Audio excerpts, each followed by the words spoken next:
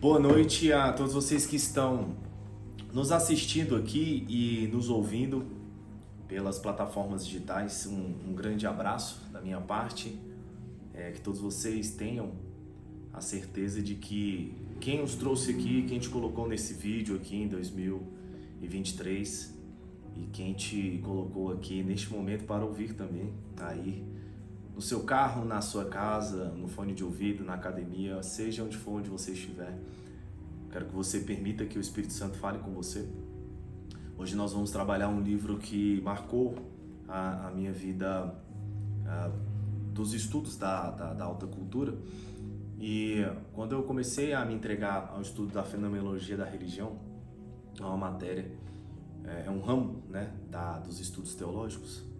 Então, eu tive acesso a um livro chamado Fenomenologia da Religião, do Caio Silva, e ao estudá-lo, é claro que eu não poderia passar por cima de Mircea Eliade, que foi um grande estudioso, filósofo, autodidata. Podemos dizer que ele foi um sociólogo, um antropólogo também, e um dos maiores estudiosos da religião no mundo inteiro. E esse livro aqui, O Sagrado e o Profano, ele tem 4 capítulos. Ele é um livro de uma linguagem bem difícil, uma linguagem bem técnica, até porque Mircea ele cria várias nomenclaturas para expressar aquilo que ele queria trazer. Então é um livro que, ao lê-lo, você precisará de muita atenção, precisará de muito empenho e principalmente já de um preparo literário, um preparo bibliográfico bem denso para poder mergulhar. Ele não é um livro que você entre de início. E aqui eu estou na missão difícil para poder trazer para vocês pelo menos uma interpretação, não do livro inteiro. Eu quero me apegar aqui ao primeiro capítulo e nós vamos nos basear em Êxodo 3:5 também, um versículo bem chave.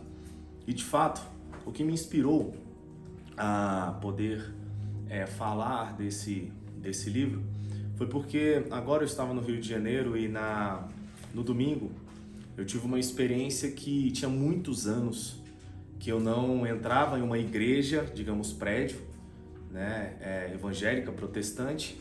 Eu fui ali a convite e quando eu entrei ali, eu pude observar que aquilo que eu já tinha diagnosticado há anos atrás, quando eu realmente decidi sair do meio, né, continuar ministrando a palavra, continuar levando o evangelho, mas não ali do meio, eu pude ver que a necrose mental, a forma de manipulação também, ela aumentou. E de fato, hoje a situação que nós temos, ela é muito mais degradante do que há 10 anos atrás, por exemplo. E eu pensando em como eu poderia combater aquilo que eu presenciei, eu quero deixar essa mensagem que ela falará aqui não só para esta geração, mas para uma geração vindoura. Então eu quero que você abra aí em Êxodo 3:5 para nós podermos navegar, e te confesso que vai ser uma ministração que talvez você terá que voltar algumas vezes nela para poder ir se aprofundando e captando a tudo que está aqui. E a palavra diz assim: Deus continuou a dizer: não te aproximes daqui, tira a sandália dos teus pés, porque o lugar em que estás é uma terra santa.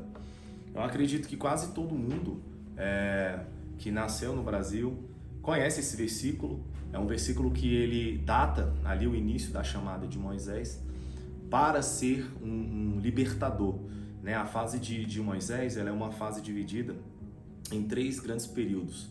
3 períodos de 40 anos. 40 anos ele é criado como príncipe do Egito, o maior império que existia na época, até ser derrubado pelo Império Babilônico. Nesses 40 anos que ele fica como príncipe, sabemos que ele assassina um soldado egípcio ali para livrar um hebreu que estava sendo torturado, e ele foge para o deserto, onde ele conhece a sua esposa, a futura mãe dos seus filhos e também toda a sua família, né, que ele iria ter. E ali ele cresce 40 anos no deserto. Depois que ele cresce 40 anos no deserto, ele é convocado a liderar o povo por mais 40 anos de êxodo ao Egito para a famosa Terra Prometida. E aqui eu quero ater simplesmente ao fato deste versículo datar o início da chamada metafísica a Moisés. Por quê? Moisés, ele era um hebreu que tinha uma história, né, já de construção ao pensamento monoteísta. Nós sabemos que o pai da nação, o grande patriarca da nação de Israel, foi Abraão, né? Abraão, ele foi um grande hebreu, e os hebreus, eles eram povos semitas, eles eram povos nômades, eles andavam pelo deserto e a sua peregrinação era como a dos ciganos que nós vemos hoje, né? E Abraão, quando ele inicia essa chamada para a sua própria prole, a sua própria geração, é claro que nós sabemos que ele é um chamado do Senhor, desde o capítulo 11 de Gênesis ao capítulo 12, você vai ver muito bem estrutural essa chamada de Deus a Abraão e a sua família. Porém, quando Abraão ele inicia esse êxodo, nós vemos toda a história de Abraão, sabemos a história de Jacó também. E esta história de Jacó, ela tem ali um ponto interessante, que é o seu filho José, que ele acaba se tornando um governador do Egito, enfim. E vem toda essa construção, né, literária, essa construção crônica, essa construção mítica também, principalmente. E esse povo hebreu, para você ter mais ciência de quem eles eram, eu te aconselho a ler um livro chamado As Instituições de Israel. É o melhor livro a respeito da história de Israel. É um livro muito técnico, grande também, e ele vai poder sanar grande parte do seu desejo ao conhecimento dessa nação. E quando Abraão ele inicia, né, essa chamada a um povo que se tornaria um povo chamado pelo seu nome, um povo de fé, nós sabemos que Abraão ele parte da Mesopotâmia. E a Mesopotâmia naquela época era um povo, era um meio politeísta, né, de muitos deuses. Nós iremos falar sobre isso um pouco hoje. Então, essa divisão que Abraão tem do seu povo, dele poder se tornar monoteísta, é de fato um salto, até mesmo filosófico. E também aconselho um outro livro chamado Bíblia, Exegese e Religião, uma análise da tradição judaica. Esse livro, particularmente, ele é um divisor de águas da minha consciência. Não aconselho a qualquer um ler esse livro, porque ele pode te mergulhar num ceticismo, e se você não tiver um preparo, você vai acabar duvidando de tudo que você lê depois dele. E de fato ele traz ali de que Abraão poderia ter sido um filósofo, que ao começar uma fé monoteísta, uma fé em um único Deus, ele inicia ali uma nova dinastia, que era totalmente diferente dos impérios e dos povos que o cercavam. Porque os povos que o cercavam eram um povo que tinha muitos deuses, eram deuses de relações não interpessoais, eram deuses de relações fenomenológicas, principalmente da natureza. Então você tinha deuses que se tratavam com o homem pela agricultura, tinham deuses que se relacionavam com o homem pelo ar, deuses que eram simbolizados pela água, deuses que eram simbolizados até mesmo nos animais. Então o homem ele começa a representar o cosmos, né, a toda a sua existência, baseado na centralidade do ser, né? E essa centralidade do ser é o que dava sentido à existência humana. E eu explico. Essa centralidade colocava o homem como o principal ser a ser notado. E a partir dessa manifestação de primícia do homem, o homem entendia que Deus estava se relacionando com ele por algum motivo. E a sua própria criação, ela já trazia esse significado. Eu existo porque Deus quis. Então, eu não sou simplesmente um fruto do acaso, eu sou um planejamento divino. E a partir desse momento em que o homem tem essa descoberta, que ele é essa centralidade da criação, esse homem ele absorve o sentido da imortalidade. E esse sentido da imortalidade começa a dar destino a todas as civilizações, que hoje é muito difícil, você que está me ouvindo aqui, conseguir navegar nesse tipo de pensamento, porque o pensamento que é moldado aqui no Brasil, você pega desde criança, adolescente, juventude, enfim, tudo que é ensinado, tudo que rodeia a cosmovisão do brasileiro, vamos falar do brasileiro, é uma visão de que tudo que hoje é moderno, tudo que hoje é novo, é melhor do que o que já existiu. Isso não é verdade. É muito difícil encontrar pessoas que têm um mínimo conhecimento do pensamento, por exemplo, medieval, o pensamento escolástico, o pensamento de grande iluminação das civilizações, principalmente europeias, que trouxeram para nós um grande avanço, né, filosófico, um grande avanço até humanístico. E pensando nessa categoria de que o homem ele era esse ser principal no cosmos, é a partir daí que nós vamos ver as próprias cidades sendo formadas a partir do centro divino. Isso é interessante saber, porque você pode reparar hoje em cidades pequenas, a cidade ela começa a ser construída em volta de uma capela, em volta de uma igreja, em volta de um centro religioso. E esse centro religioso, ele simboliza a longa distância o que os povos arcaicos de milhares de anos atrás entendiam como civilização. E contando um pouco dessa história para nós começarmos a nos aprofundar, nós lemos aqui agora a história de um homem que ele é conhecido pelas 3 maiores religiões monoteístas do mundo, que é o judaísmo, com todas as suas ramificações, que é o catolicismo, com todas as suas ramificações, inclusive o catolicismo cristão e até mesmo protestante, e temos também a religião islâmica. O Islã também tem que Moisés foi também um profeta e também foi um libertador. E nesse texto que nós lemos aí, em Êxodo 3, repare que a palavra que está escrita aí é a palavra que diz que não se aproximes daqui. Ou seja, há uma voz desse Deus, né, que ele não pode ser visto, é um Deus que ele não pode ser tocado, é um Deus que ele não tem totem. Isso aqui já começa a trazer uma ruptura em todo o pensamento daquela época. Porque imagina, eu acredito que todo mundo aqui já assistiu muitos filmes do Egito, né? Principalmente Príncipe do Egito, tem deuses e reis, enfim, que contam a história do Egito. E muitos também devem ter assistido muitos programas documentados que mostram as pirâmides, o tanto de deuses que tinham no Egito. E repare que Moisés ele sai desse panteão. Moisés ele é criado nesse império que era até uma mistura híbrida de homens, deuses com animais, né? Então nós iremos ver deuses que têm corpos de homens e cabeça de peixe, por exemplo. Nós vamos ver uma mitologia muito densa que fala do mundo dos mortos se comunicando com o mundo dos vivos. Os egípcios, eles tinham essa noção de que a vida não acabava aqui, de modo tal que eles até mumificavam, né, as pessoas. E essa mumificação era justamente para preservação do corpo, para quando o espírito retornasse, ele retornasse àquele corpo. Então, nós notamos nas antigas civilizações uma sacramentalização do meio. E o que seria a sacramentalização? É você trazer um rito a tudo que existe. Hoje, os ritos, praticamente eles estão quase todos perdidos. As pessoas quase não têm noção do que é um rito.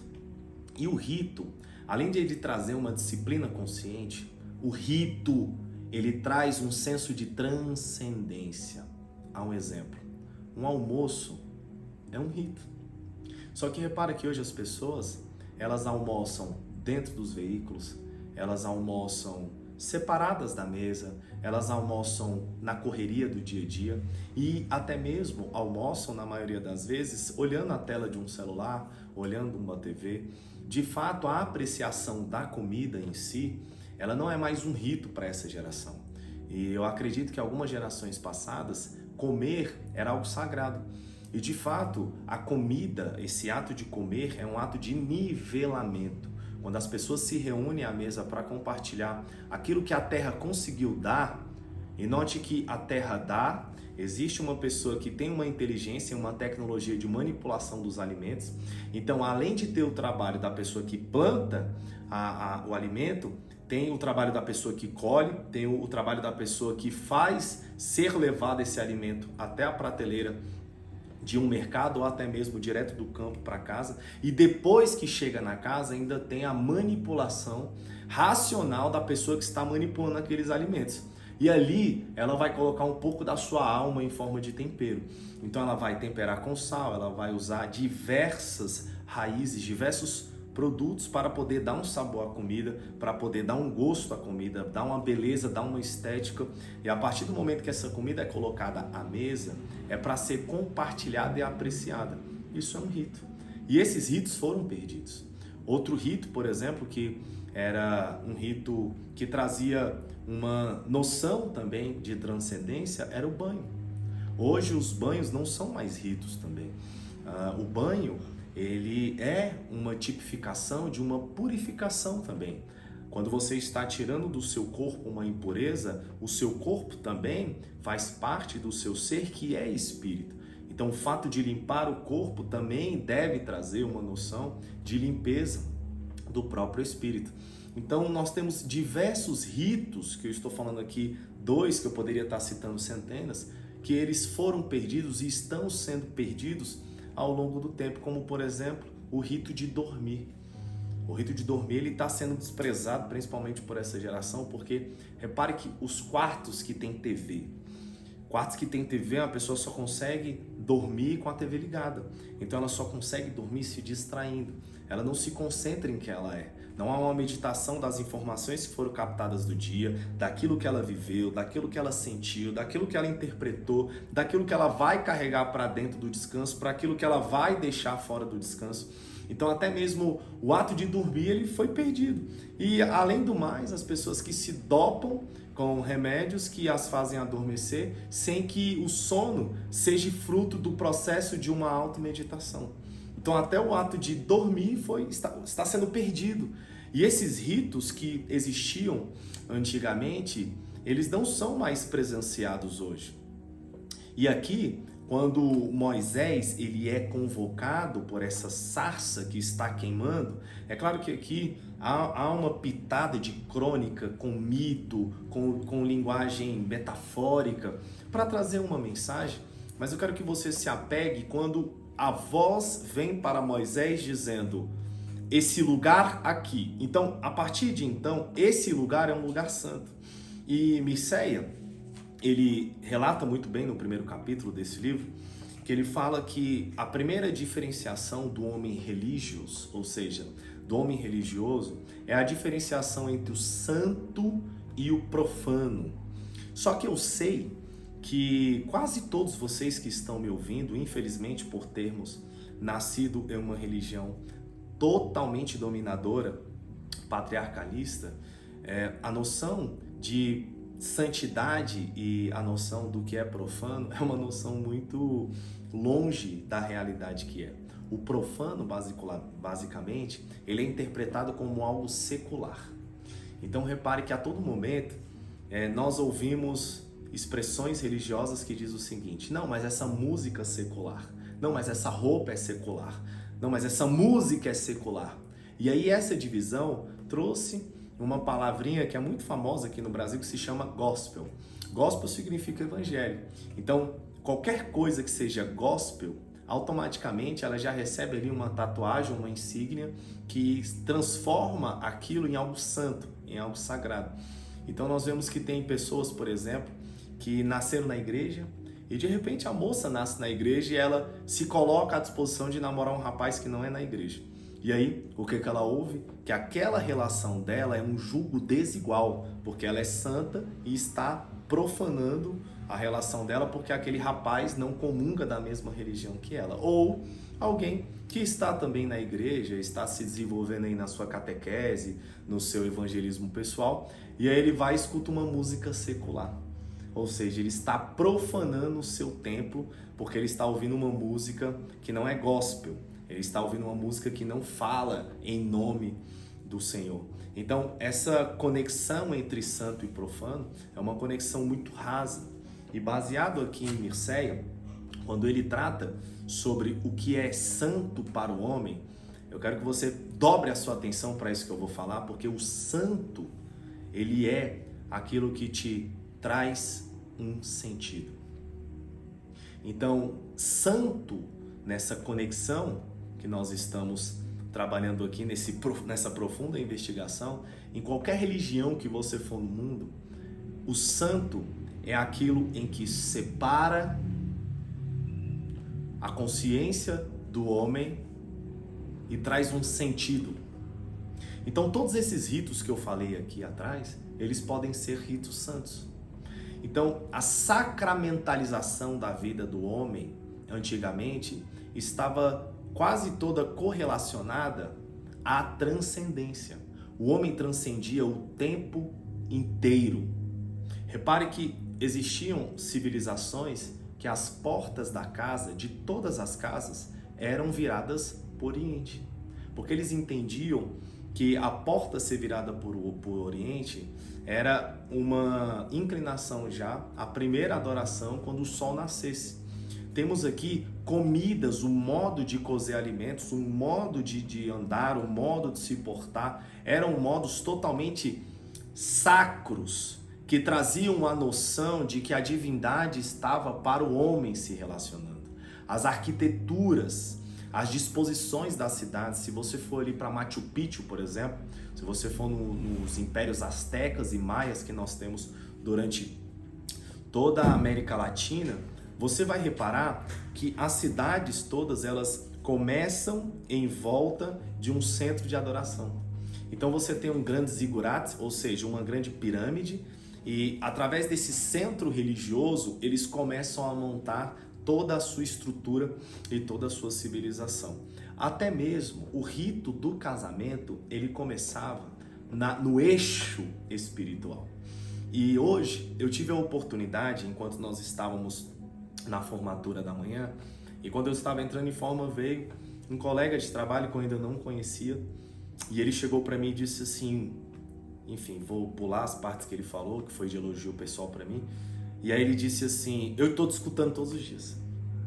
E desde quando eu comecei a te ouvir, eu comecei a receber paz. E quando ele veio até mim falar dos problemas dele, que foi há mais ou menos uma semana atrás, ele tinha dito sobre várias áreas da vida dele que estava desorganizada. E essas áreas da vida dele que precisavam de uma organização, de fato, ele poderia receber dicas de um coach de performance, por exemplo, para ele poder aplicar métodos para que essas áreas fossem sanadas. Então, eu posso aqui, por exemplo, te dar dicas de engenharia financeira para você manipular as suas dívidas e saber qual dívida você deve pagar, qual dívida você deve esperar, como, por exemplo, fazer um investimento nacional, internacional. Se você está aí querendo melhorar a sua capacidade de respiração, sua capacidade física, você pode se espelhar também, se inspirar em grandes treinadores, em grandes atletas para poder resolver isso. Se você está acima do peso, tem como também você focar nessa área, perder peso, se modular esteticamente. Se você está querendo passar em uma matéria da faculdade, tem como também você se espelhar, se inspirar em grandes mestres, em grandes pensadores, estudar para que você passe na matéria. Você pode resolver várias áreas da sua vida focando. Todavia, se o teu eixo espiritual está desorganizado, tudo isso é em vão. A primeira organização do homem tem que ser a organização espiritual, ou seja, é você começar a separar na sua vida o que é o profano. E separar entre o santo e o profano é de fato você colocar a atenção na sua vida sobre aquilo que também tem a atenção de Deus. Então, santificar a vida ou santificar o ambiente é você convidar Deus para um relacionamento. Quando Deus fala para Moisés, tira a sandália do lugar onde tu estás, esse homem religioso, que é o que Miceia define entre o homem comum e o homem religioso, o homem religioso, ele tem a primeira definição de espaço santo na sua vida. Ou seja, nós temos durante muito tempo lugares físicos sendo representados como lugares onde Deus habitava, lugares que eram portas abertas ao céu. E Miceia, ele usa até uma nomenclatura que é própria dele, da sua construção investigativa, e todos esses lugares era como se, a partir do momento em que você adentra este lugar, o ato de você passar por esse umbral, por essa divisão de entrada, já fechava um mundo externo para fora e abria um outro mundo disponível à sua frente. E de fato, talvez você que esteja aqui presente me ouvindo ou me ouvindo nas redes sociais, nas plataformas e até mesmo me vendo no YouTube, você pode até mesmo entender que o ato de entrar na igreja é um ato santo. E até mesmo a sua consciência preparada para isso, o modo como você entra na igreja já é um modo mais tímido, já é um modo que você atenta à sua roupa, você atenta à sua fala, você atenta ao seu andar, e a partir do momento em que você eleva o seu olhar ele já está sendo capturado por imagens, por estruturas, por arquiteturas que fazem com que você entenda que Deus está naquele lugar. E a partir daquele momento você se abre a uma disposição metafísica de que tudo que acontece ali é um acontecimento divino, de modo que tudo que está sendo sugerido à sua alma, às suas percepções, será aceito sem filtro, porque você entende que aquele lugar é um lugar santo. Então até mesmo a interpretação daqueles que estão na liderança daquele lugar é uma interpretação de que eles são mais santos do que você. Por quê? Porque eles estão dispondo a palavra e o ensinamento. Já nesse momento em que você se coloca nessa posição de ouvinte e de aprendiz, você já coloca níveis de sacramentalização, onde aquele que está ensinando é mais santo e você que está ouvindo é menos santo. E a partir desse momento, existem outros ritos que são incluídos em toda aquela liturgia que te fazem de ser disciplinada ou disciplinado em um ser espiritual, como por exemplo os louvores. Você começa a entoar hinos, que são hinos decorados pelo meio.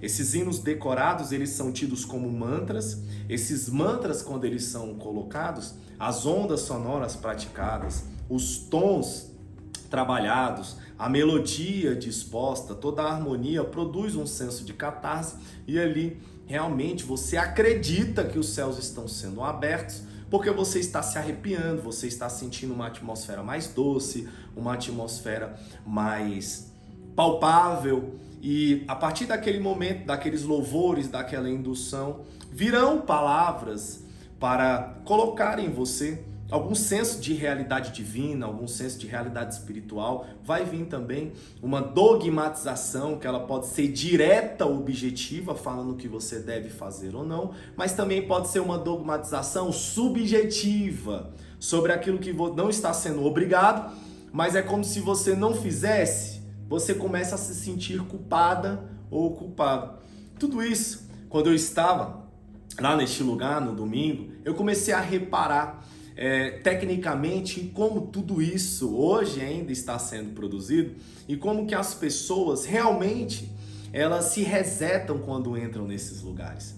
E foi tão nítido ver a diferença de ruptura de consciência, porque a partir do momento em que algumas pessoas que eu estava lá dentro saíram da instituição religiosa, do prédio, a consciência delas voltaram ao que era antes. Ou seja, tudo aquilo que estava sendo vivido lá dentro, fica lá dentro.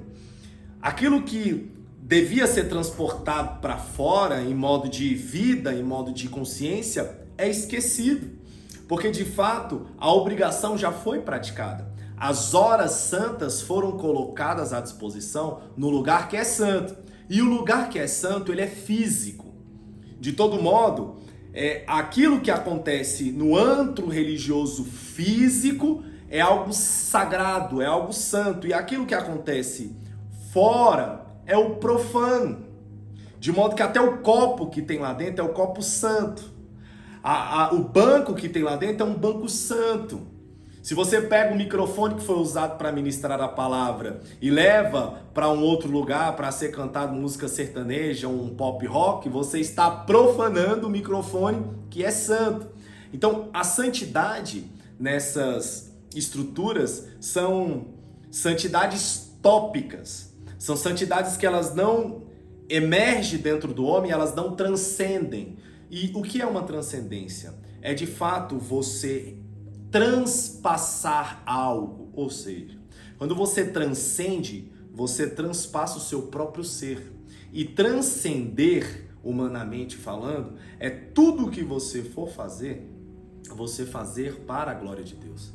De fato, exatamente tudo aquilo que você está fazendo, você faz para a glória de Deus.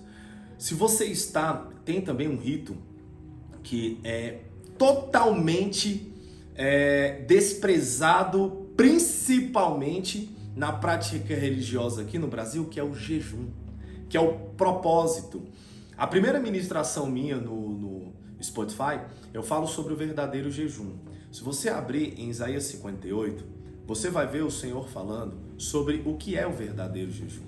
E eu quero aqui ter um pouco de licença para poder falar de Isaías 58 rapidinho. Lá em Isaías 58, ele fala sobre o verdadeiro jejum que o Senhor espera. E ele diz assim, ó: porventura, versículo 6, não é este o jejum que eu escolhi? Que soltes as ligaduras da impiedade, que desfaça as ataduras do jugo, e que deixe livre os quebrantados e despedace todo o jugo. Porventura, não é também que você reparta o pão com o faminto, e recolha em casa os pobres desterrados, e vendo o nu cubras, e não te esconda daqueles que é da tua carne? Então, todas as vezes que você lê então nas escrituras, você tem que parar de ler. Para de ler, porque é uma mudança abrupta de entrega de conhecimento, porque o então, ele inicia uma nova conexão, porque o Senhor está colocando aqui, expressamente através do profeta, que há uma consequência sobre aquilo que você está fazendo. E ele diz que então romperá a tua luz como alva, a tua cura apressadamente brotará, e a tua justiça irá diante da tua face, e a glória do Senhor a tua retaguarda. Versículo 9 de Isaías 58. Então clamarás e o Senhor te responderás, gritarás e ele te dirás, eis-me aqui. E acontecerá isso se tirar de meio de ti o jugo, e estender o dedo e o falar de vaidade. Essa semana eu estava discutindo a respeito sobre o silêncio de Deus. Eu, particularmente, na minha concepção, é impossível Deus ficar em silêncio, porque o silêncio ele é uma categoria de quem fala. Então, se alguém tem a categoria da fala e escolhe não falar, ele fica em silêncio. Mas é impossível Deus se calar, até mesmo porque o fato de Deus ser quem Ele é, jamais Ele poderá estar em silêncio ou oculto. E repara que aqui, quando Isaías diz, então você clamará, e você será ouvido, então, quando você tirar a exclusão, do apontar do dedo, do falar em vaidade, essa escuridão que está dentro de ti, ela vai se romper com uma aurora ao meio-dia. De fato, eu acredito que aqueles que estão entendendo que Deus está em silêncio, é porque as suas percepções sensoriais estão tapadas para ouvir de fato a divindade. Então, esse jejum aqui, diferente do que as pessoas estão ensinando, jejum não é abstenção de comida. O jejum aqui está colocando que o próximo é o seu primeiro alimento, porque de fato a santidade ela se manifesta no próximo. Como assim, Danilo? Quando nós temos o entendimento da formação do mundo, todo ser religioso ele entende que houve um início, que houve uma prática primeira de Deus que criou o mundo não como um caos, um mundo como um cosmo, um mundo que contribui. O próprio Paulo fala lá em Romanos 8, Romanos 8, 28, que todas as coisas cooperam juntamente para o bem daqueles que amam a Deus e que são vocacionados e chamados segundo o seu propósito. Repare que quando você entende de que o mundo ele é um cosmos, ou seja, quando você dá um sentido à sua existência, você percebe que tudo que está acontecendo à sua vida é um benefício. Então, você não consegue nem mesmo se fechar à percepção de um acontecimento que agora está retirando de você a sua aparente paz. Um acontecimento que está trazendo angústia para você. E de fato, todo ser humano na angústia, ele se volta para Deus. Por quê? Porque ele se volta para a primícia organizadora do seu ser. De todo modo, todo ser que está distante de Deus, quando ele é colocado na angústia, ele se volta à percepção do divino, porque esse divino, esse ser que ele entende como Deus, é o princípio organizador da sua vida. Só nisso, nós já conseguimos desmascarar o que as pessoas estão buscando. Se elas estão buscando um ser organizacional para os seus problemas, ou se elas estão procurando um ser para relacionamento. Como há uma frase que diz que as pessoas estão procurando mais os bolsos do Senhor enquanto eles o abraçam do que de fato o próprio abraço. E aqui, quando nós lemos Isaías 58, ele em nenhum momento fala de abstenção de comida. A todo momento Deus está falando sobre o jejum que é aplicado à alma. Então existem muitos propósitos hoje que as pessoas fazem, como abstenção de líquidos, abstenção de comidas, abstenção de redes sociais, abstenção de muitas coisas. Mas até mesmo essas abstenções, enquanto as pessoas estão fazendo essas abstenções, elas não descansam. Elas não mergulham de fato na intenção do propósito do porquê que elas estão fazendo isso. E aí acaba que o jejum, ele se torna uma automutilação. E todas as vezes que você se automutila para ganhar o olhar de Deus, isso mostra a sua profunda correlação de barganha com o divino. Você está querendo chamar a atenção. A sua percepção de Deus ainda é uma percepção infantil, de que você se ferindo, você se adoecendo, Deus ele irá olhar para você e ter dó. Então, as pessoas o tempo inteiro estão procurando pena e dó de Deus do que um relacionamento genuíno.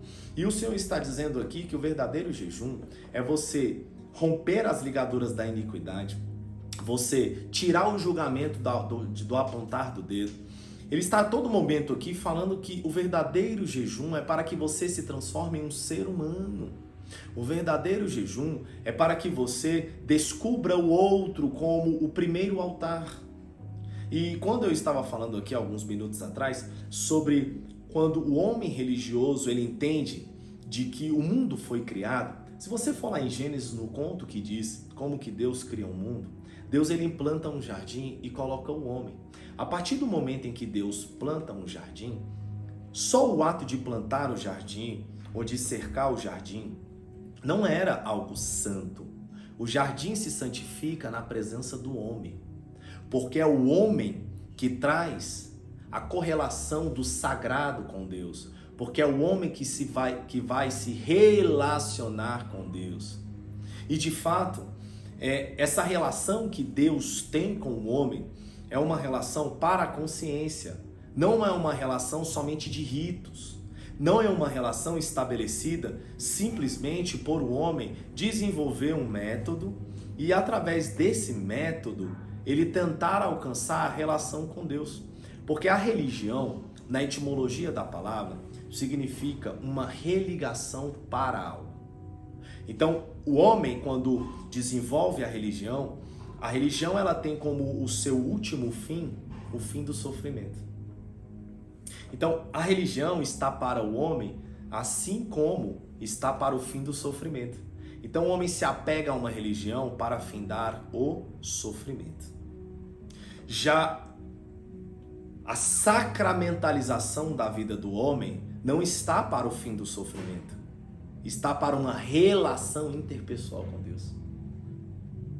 De todo modo, Miceia, ele cita algo bastante interessante, que ele diz que o tempo e o cosmo sempre estão juntos na medida em que o cosmo termina incompleto. Porém, quando o ano novo chega, o cosmo se recupera para voltar ao seu círculo de nascimento e mortes anuais. Para o homem moderno, essa versão dessacraliza e ela está no desejo para que o ano novo venha com melhores mudanças. As avaliações do que se fez de errado no ano passado agora estão dispostas para que esse ser possa mudar e se renovar em vontade. E essas renovações elas ocorrem cada ano que passa. E repare, até mesmo o modo como nós acreditamos nos meses e nos anos mostra o quão longe a nossa interpretação de Deus está da verdade. Todos os anos, as pessoas se renovam em 12 meses que elas dispõem a vida delas, e nessa interpretação de divisão de 12 meses. E aí, quando o ano se finda, há uma celebração, claro, um luto da morte do ano que ficou, mas mais importante do que a percepção do luto do ano que se foi, está a celebração e o entorpecimento do próximo ano que está para vir. Repare, as pessoas se reúnem no dia 31 de dezembro para celebrar a morte do ano ou é para celebrar o próximo ano? Esse ano eu fiz o inverso. Esse ano eu passei o ano novo sozinho, deitado, exercendo o luto daquilo que ficou no ano de 2022. E talvez você não tenha percebido o que ficou em 2022 e esteja esperando que o ano de 2023 traga algo de novo para você. Todavia, as divisões de meses não podem trazer nada para você. Toda vida que você chama de vida foi criada por alguém. Aquilo que você chama de diversão foi criado por alguém. Aquilo que você chama de tecnologia foi criado por alguém. Aquilo que você chama de trabalho para exercer foi criado por alguém. O curso que você está estudando foi criado por alguém. Então, a vida que você está chamando de vida, ela foi criada por alguém. Então, se a vida criada por alguém, eu não posso chamar de vida, porque a vida não pode ser criada por um ser mortal. A vida só pode ser criada por um ser superior a ela mesmo. Portanto, eu só sei o que é vida diante daquilo que Deus me mostra o que é vida, não diante do que o homem mostra para mim o que é vida. De modo que você pode estar vivendo a vida que os homens te entregaram e nunca descobrir a verdadeira vida. Por isso, de fato, quem descobre a vida é aquele que descobre a vida no Senhor, porque Ele diz: eu sou a verdade, eu sou a vida. De modo que aquele que está em mim descobre no caminho o significado da própria vida. Então, em Cristo, o sagrado não é um lugar diferente do homem, muito diferente do ato de entrar em um lugar para se santificar ou entrar em um local santo. O lugar santo em Cristo é o homem. Você é o umbral da eternidade. Ao invés de você adentrar em um lugar, esse lugar adentra em você. De modo que em você existe a eternidade de todas as coisas. É por isso que quando nós lemos aqui a respeito do jejum, e você entende que o jejum não está para aquilo que você deixa de entrar no seu corpo, e sim para aquilo que sai do seu corpo. Porque o que entra no homem não contamina, e sim o que sai. E o que é que sai de dentro do homem, senão as suas interpretações? Então, tudo aquilo que sai de você de modo como interpretação, tudo aquilo que sai de você em forma de julgamento, em forma de ação, em forma de exclusão ou aproximação, é de fato aquilo que contamina ou aquilo que sara.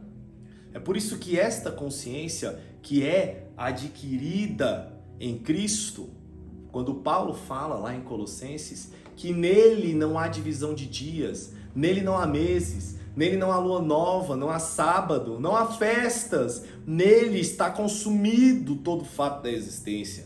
Quando Miceia fala que este homem que fica se renovando em anos, ainda é um homem que não descobriu o sagrado. É um homem que ele ainda está profanando a própria vida. E para mim, hoje, o celular, esse ato de se entregar a essa janela do mundo supérfluo, é o que colocou todos os homens nessa profanação. Retirou os ritos. O próprio corpo humano, ele está profanado. O próprio ato de se relacionar está profanado. As relações estão profanadas. Hoje é muito raro você encontrar uma relação que se assemelhe em propósito, que se assemelhe em dignidade existencial, uma relação que se assemelha em eternidade. As relações hoje, elas estão baseadas em interesse, estão baseadas em lacunas a serem fechadas, estão baseadas em carência, estão baseadas em medo, em manipulação, em desejo somente carnal. Por isso, quando há essa descoberta, de fato, quando o Senhor chama Moisés e diz: tira a sandália dos teus pés.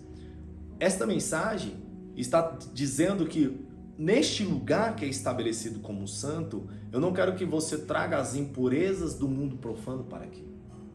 Então você pode ter estabelecido diversos ritos na sua vida, diversos jejuns, diversas práticas religiosas e ainda assim está adentrando neste lugar que você chama de santo com as suas sandálias, trazendo todas as impurezas do mundo que é profano. E esse mundo profano, como já foi explicado, não é esse mundo secular, é esse mundo que tira o sentido da sua vida. É esse mundo que te coloca simplesmente como um mero produto, como uma mera consequência, como um mero ser que vive de impulsos. Mircea, ele continua para a gente já caminhar para o fim, e ele diz que mesmo com toda a transparência, o homem se afasta cada vez mais do divino e encontra outras religiões que desenvolve e envolve suas prioridades culturais e econômicas. Algo mais concreto, como por exemplo, na religião, a crença está presa na raiz da mente. Em momentos de aflição, pela busca da harmonia, como já foi dito, o homem sempre retorna ao divino, seja por sua causa de origem religiosa ou simplesmente pelo temor. Então repare que o homem, quando ele está em completa aflição, ele busca Deus como um princípio organizacional. É aquele ser que, vamos supor que você tem alguém que trabalha na sua casa. Você tem alguém que arruma a sua casa e você sabe que esse alguém chega todos os dias de manhã na sua casa. Você perde o hábito de arrumar o seu quarto. Você perde o hábito de lavar as louças, perde o hábito de limpar o ambiente porque você sabe que alguém vai limpar.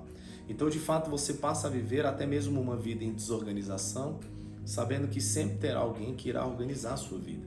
E aqui é o exemplo bem próximo, contextualizado, que nós podemos trazer deste relato de Mircea, que ele diz que o homem, quando está nesta aflição, ele busca esse Deus para organizar o seu caos.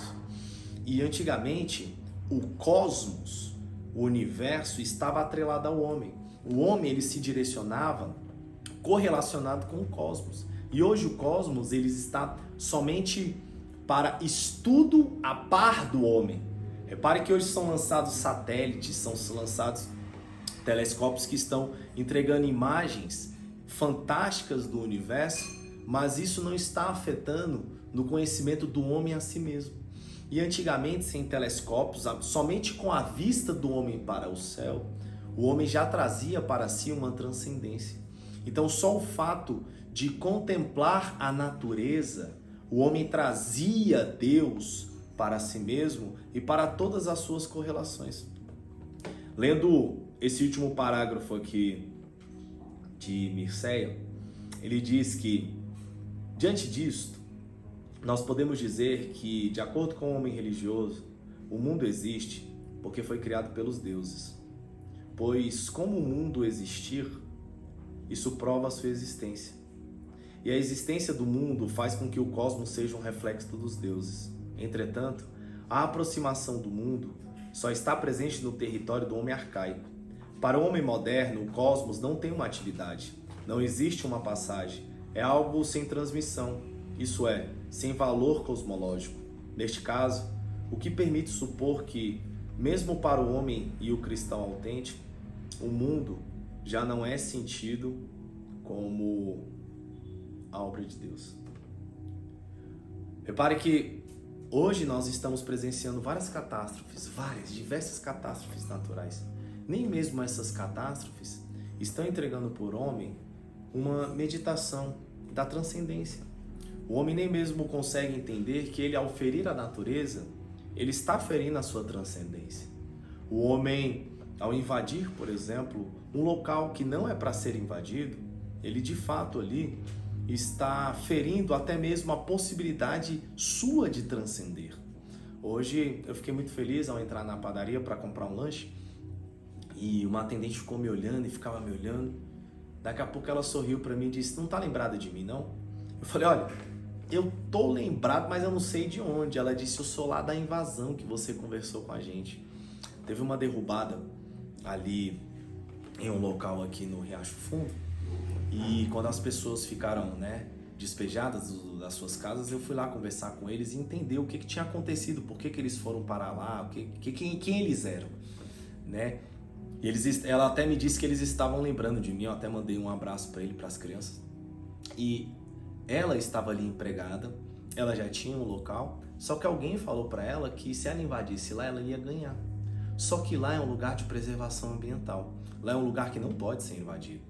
E de fato, se ela ignorar isto, né, e conseguir a invasão, ou o lote ou a casa lá, futuramente, se ocorrer alguma mudança climática drástica, pode acontecer de não que a casa dela seja afetada, mas a construção da casa dela, por exemplo, em um lugar de preservação ambiental, pode afetar todo um meio, pode afetar todo um habitat, todo um ambiente. E o ser humano, ele precisa entender que ele está totalmente correlacionado com a natureza, com o cosmos. De modo que se você ignora a sua correlação com o cosmos, você passa a ir perdendo a sua transcendência. E perder a transcendência, de fato, é entrar em um círculo vicioso de si mesmo.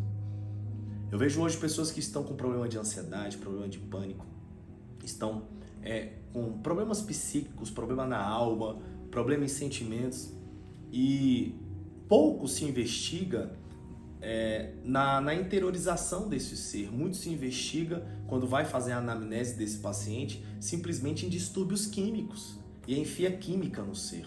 Pouco se entende que talvez esse ser ele esteja em desequilíbrio de conexão, ele esteja com desordem na sua homeostase existencial, ou seja, ele esteja em perturbação sobre de fato quem ele é, não por uma modulação química, mas é porque a sua mente está produzindo isso. E para haver o resgate da mente, a mente ali não está a par do espírito. E eu estou falando da mente, não falando do cérebro, porque o cérebro não é a mente humana. A mente está para o cérebro.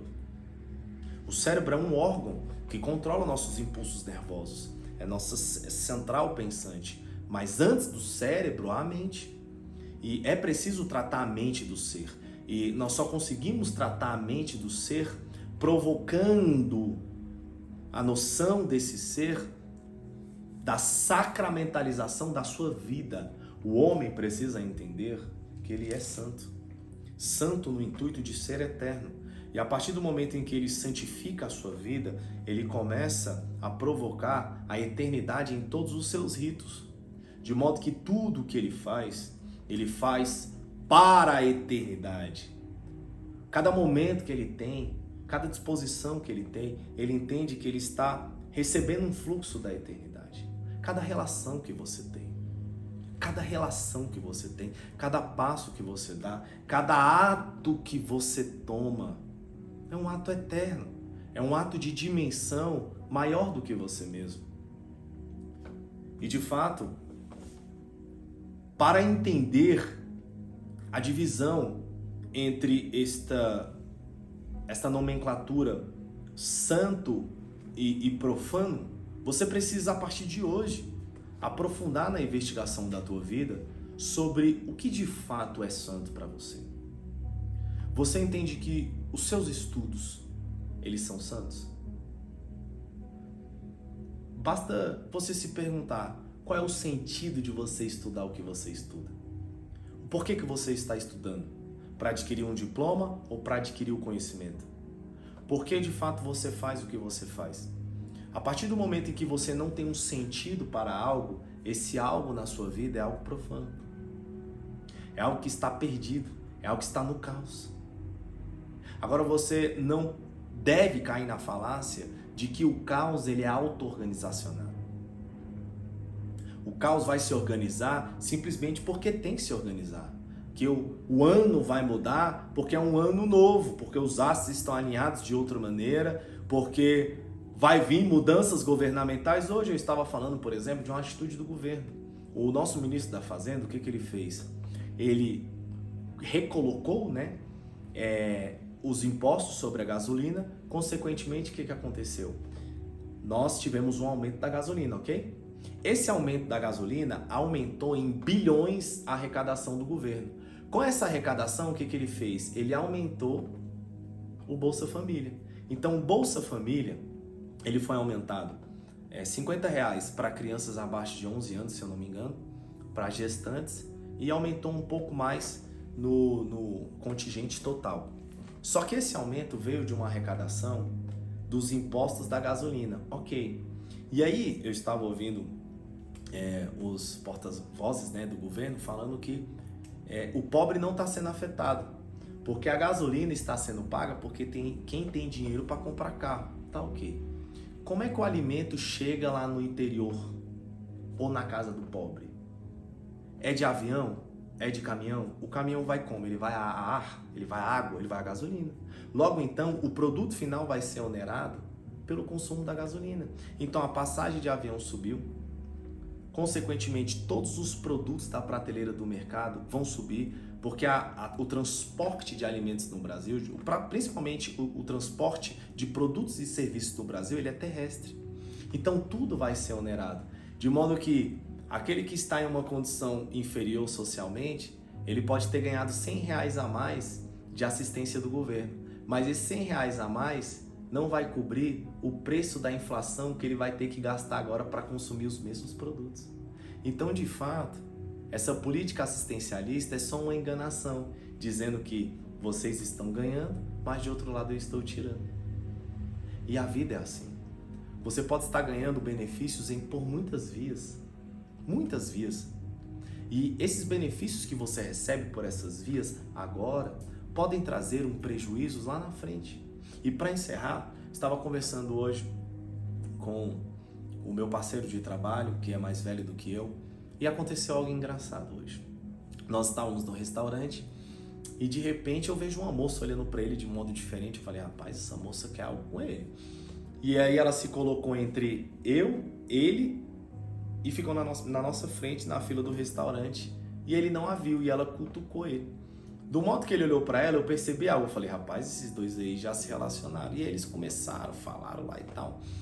Daqui a pouco, quando a gente volta ao patrulhamento, ele diz, rapaz, tu sabe quem é essa? Era a menina que eu tava ficando. Eu falei, eu percebi que tinha alguma coisa entre vocês, mas a gente tava brigado. Eu falei, rapaz, ainda hoje ela te mandou uma mensagem, porque não tem como aquela menina te tocar e não querer algo com você. Passou algumas horas, quem mandou mensagem para ele? A dita cuja. Reataram. Nesse momento que eles reataram, já marcaram de sair e tudo mais e tal. E na conversa que a gente estava tendo, eu disse, tá vendo como o alinhamento da arquitetura produziu o encontro de vocês? Agora você tem duas oportunidades. Aí ele falou, mas vamos ter que conversar tudo de novo. Eu falei, não. Quem disse que você tem que trazer as cargas do passado para agora? Se vocês já estavam brigados e terminados, fica o que ficou, a partir de agora é um novo. A partir de agora é um novo. E a gente entrou em mais questões, ele falando que ele tinha se relacionado com uma pessoa 20 e poucos anos mais nova que ele, e a gente fez uma contagem lógica. Se você se relaciona, por exemplo, com uma pessoa de 20 anos mais nova que você, agora é legal, agora é bonito, agora tá sussa.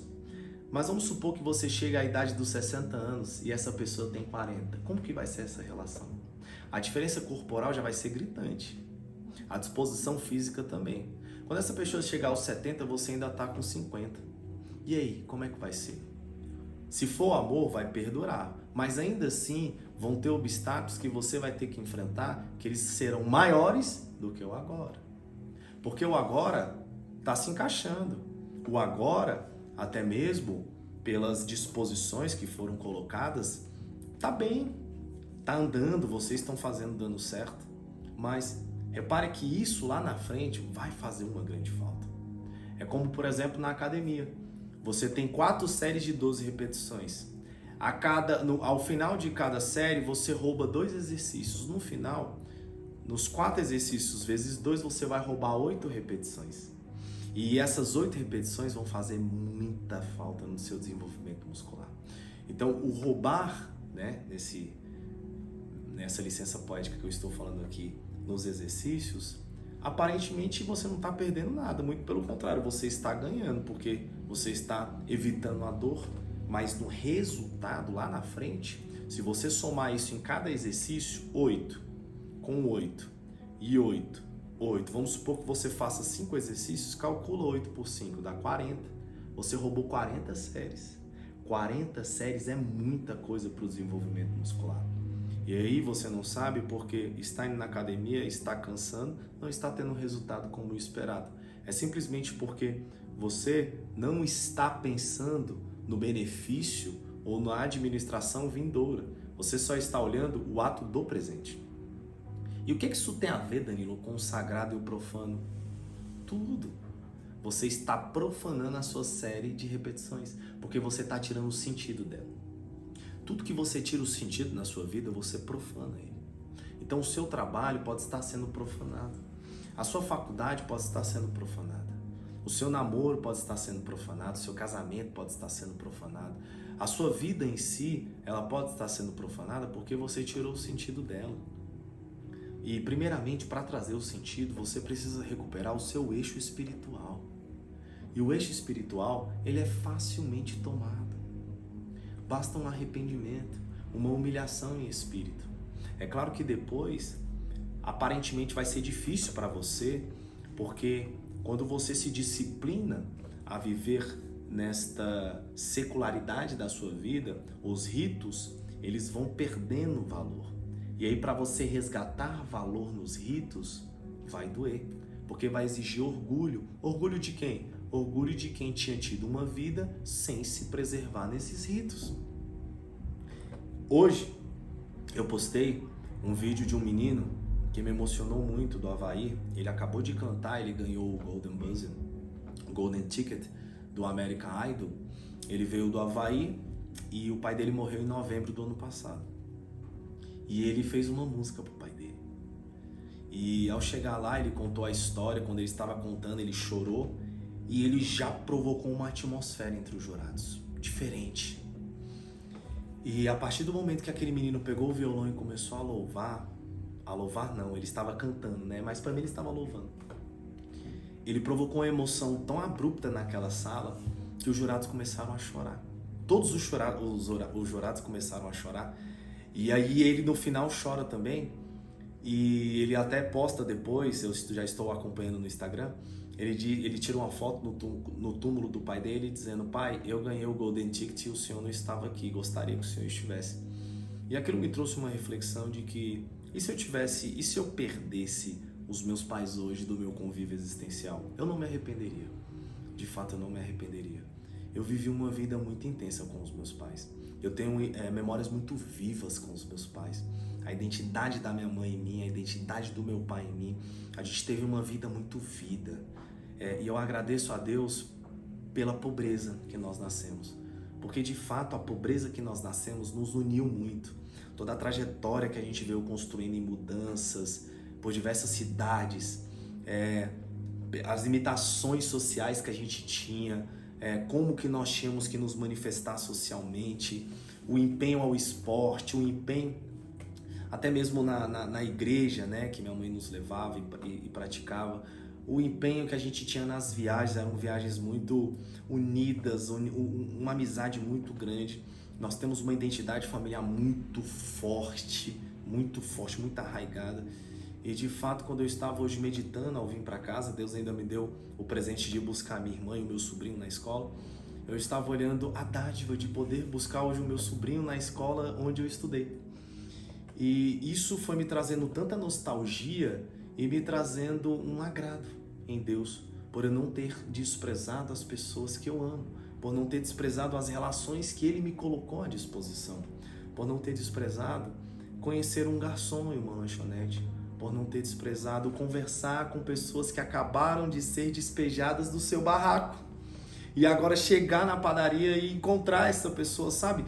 Essas oportunidades que a gente vai tendo na vida, isso está diariamente disponível. Talvez você esteja pedindo tanto a Deus, talvez você esteja clamando tanto a Deus e não está atentado aqui em Isaías 58, de que o Senhor só quer que você atente ao outro, atente a você.